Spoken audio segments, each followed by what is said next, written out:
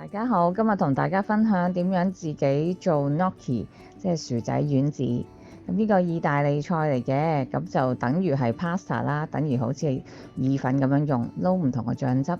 自己做其實好簡單又經濟，大家一齊嚟睇下。我係數口仔媽咪。咁材料好簡單啦，就係番薯同埋低筋麵粉。咁其實可以用中筋，番薯可以換薯仔，可以換南瓜，可以換紅菜頭，但當然個粉嘅比例就會唔同咗啦。咁今日我示範用番薯先，咁個比例一陣間再話俾大家聽。叮啦，咁即半個鐘頭至8個字，咁睇下你個番薯啊、薯仔啊啲有幾厚啦。其實基本半個鐘已經 OK 㗎啦。好啦，咁嗰啲番薯咧就蒸好咗啦。咁就你可以攤凍先整嘅，唔係一定要熱整。咁你搣咗啲皮先啦，咁啊好容易就搣到噶啦。咁咧就要跟手量嗰個番薯 total 有幾多幾重，跟住就加幾多粉。咁350嘅八子大約280度啦，咁我先擺280先。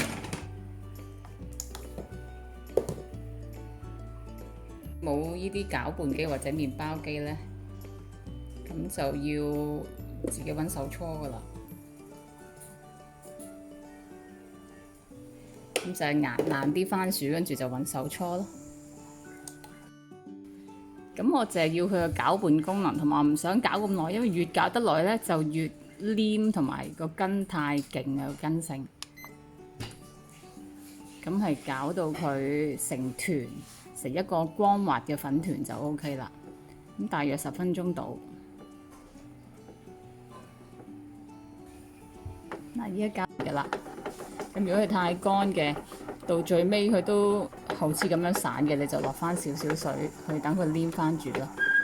而落水係可能係落1羹1羹咁樣試嚟落，因為落1羹其實已經改變咗佢嘅狀態好多，黐手嘅。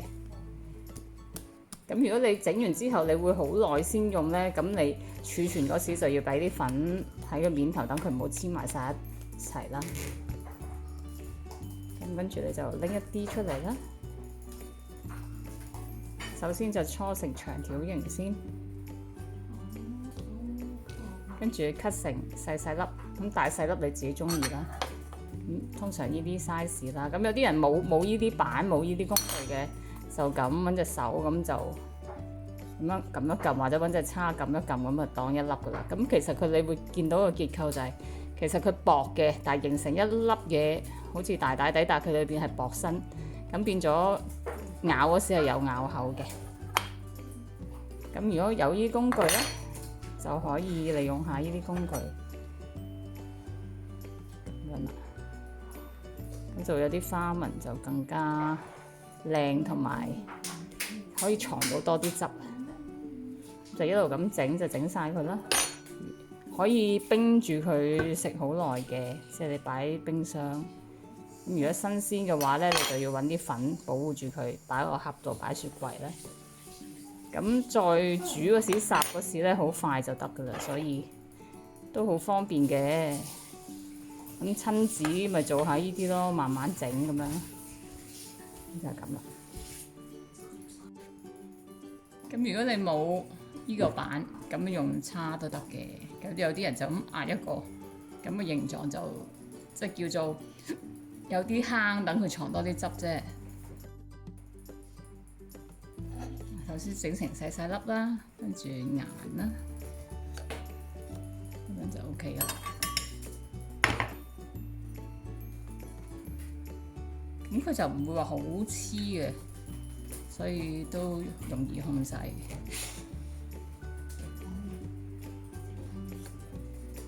咁你大細粒可以自己決定啦，即係中意幾大幾細粒。咁唔同嘅番薯有唔同色啦，今日就整紫色啦，之前就整個橙色。咁薯仔就冇顏色啦，薯仔咧就個水分仲濕啲添嘅。咁所以嗰個粉咧，你要睇佢個程度，係黏唔黏得住嗰啲。你要儲存就擺少少粉喺面先，咁佢就唔會黐得咁緊要。你可以冰住佢擺，或者擺喺雪櫃上格。食一個禮拜內都 OK 嘅。咁如果擺冰格啦，咁更加耐啦，1-2個月都冇問題啦。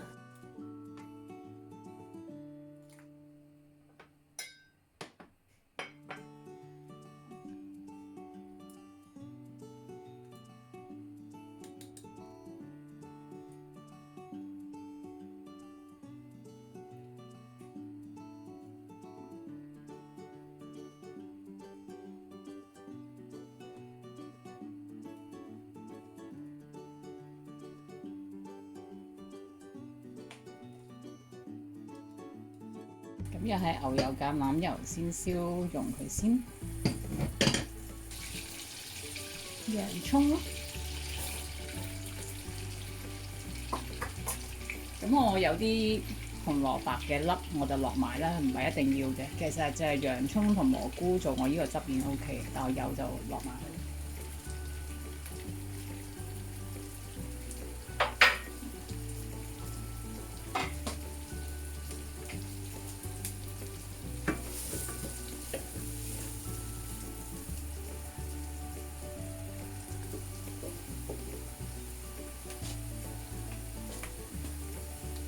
跟住啲蘑菇片要爆到滿身，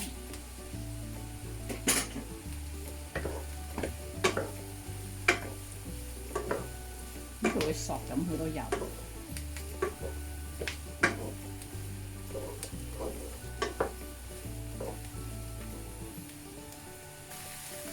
咁我會再落多少少油，等佢爆啲麵撈，爆啲麵粉。咁用中筋或者低筋都得嘅。咁個汁一陣間就可以有少少結。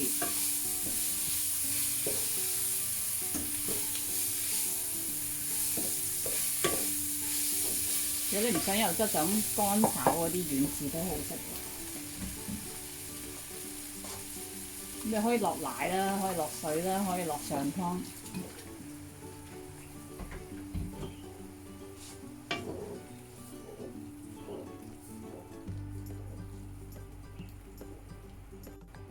咁我今日咧就落少少淡奶，等佢有啲白色。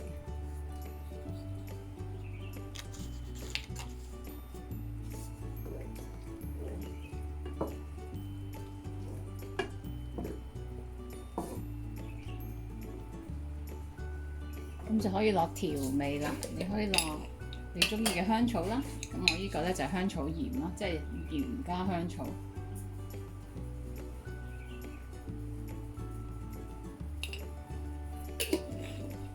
你可以再落其他乾嘅香草，煮翻滾佢就 OK 啦。因為我啲紅蘿蔔有啲紫色嘅，所以煮出嚟個汁都紫紫地。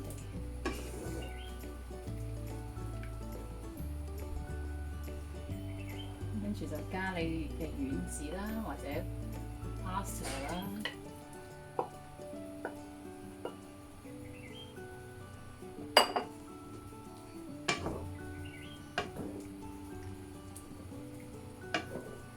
咁如果想結啲咧，就可以將個麵粉芡就再埋得厚啲。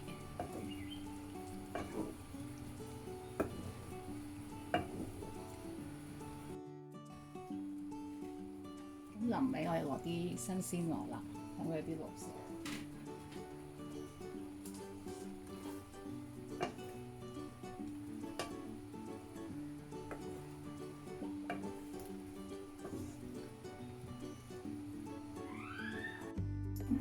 好啦，咁就可以上碟啦。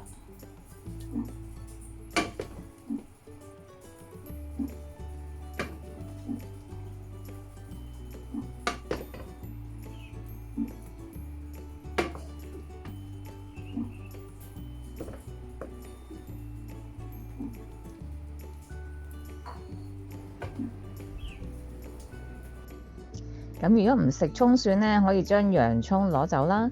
如果唔食蛋奶咧，本身丸子我冇落蛋做㗎，你可以將牛奶變成植物奶，例如杏仁奶或者豆漿，咁就可以變成冇蛋奶冇葱蒜嘅食譜啦，個個都啱食。請訂閱、讚好、留言同埋分享我 YouTube channel 啊，或者加入我 Facebook 群組分享你嘅煮食成果。拜拜。